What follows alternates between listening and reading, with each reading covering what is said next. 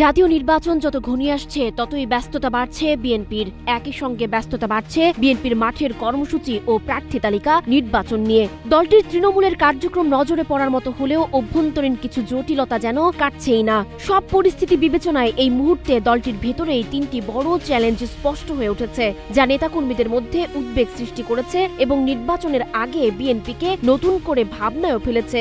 কি সেই চ্যালেঞ্জ? প্রথমত, দলের ভারপ্রাপ্ত চেয়ারম্যান তারেক রহমান কবে দেশে ফিরবেন তা নিয়ে শঙ্কা যেন কাটছেই না। অক্টোবর মাসে জানানো হয়েছিল যে তিনি নভেম্বরেই ফিরতে পারেন। বিবিসি বাংলাকেও তিনি দ্রুত ফেরার ইঙ্গিত দিয়েছিলেন, কিন্তু নভেম্বর শেষ হতে চললেও এখনও তার ফেরা নিয়ে কোনো তারিখ ঘোষণা করেনি দলটি। তাছাড়া তার মামলাগুলোর নিষ্পত্তি হয়ে যাওয়ার পরও কেন তিনি দেশে ফিরছেন না, এ নিয়েও নানা আলোচনা চলছে। ফ্রেশ রাইস ব্র্যান অয়েল, সুস্থ হার্টে সুন্দর আগামী। তারেক রহমানের জন্য ঢাকায় বাড়ি প্রস্তুত করা ও বুলেট প্রুফ গাড়ি কেনার বিষয় আলোচনায় এলেও দলীয়ভাবে এখনো কোনো স্পষ্ট ব্যাখ্যা দেয়া হয়নি তিনি কেন ফিরছেন না। যদিও দলীয় কয়েকজন শীর্ষস্থানীয় নেতা ইঙ্গিত দিয়েছেন তফসিল ঘোষণার পর তারেক রহমান ফিরতে পারেন, তবে রাজনৈতিক বিশ্লেষকরা মনে করছেন এরপরও বিলম্ব হলে বিএনপির ভেতরে ও বাইরে সন্দেহ আরও বাড়বে, তেমনি জনমনেও বাড়বে প্রশ্ন।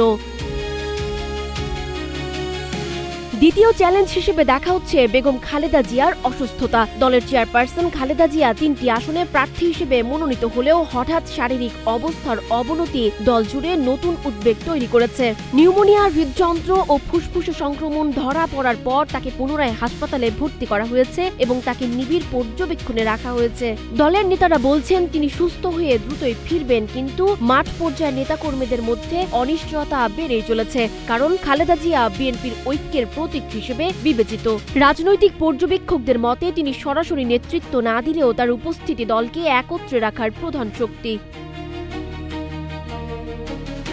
মনোনয়ন ঘোষিত প্রার্থী তালিকাকে কেন্দ্র করে অন্তত ৫০টির মতো আসনে জায়গায় জায়গায় প্রতিবাদ, বিক্ষোভ, মানববন্ধন ও সড়ক অবরোধের ঘটনা ঘটিয়েছে বিএনপির তৃণমূল।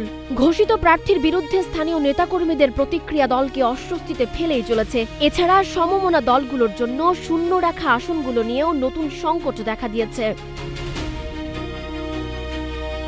যেসব এলাকায় অসন্তোষ স্পষ্ট, সেসব আসনে প্রার্থিতা নতুন করে পর্যালোচনা শুরু করেছে বিএনপি।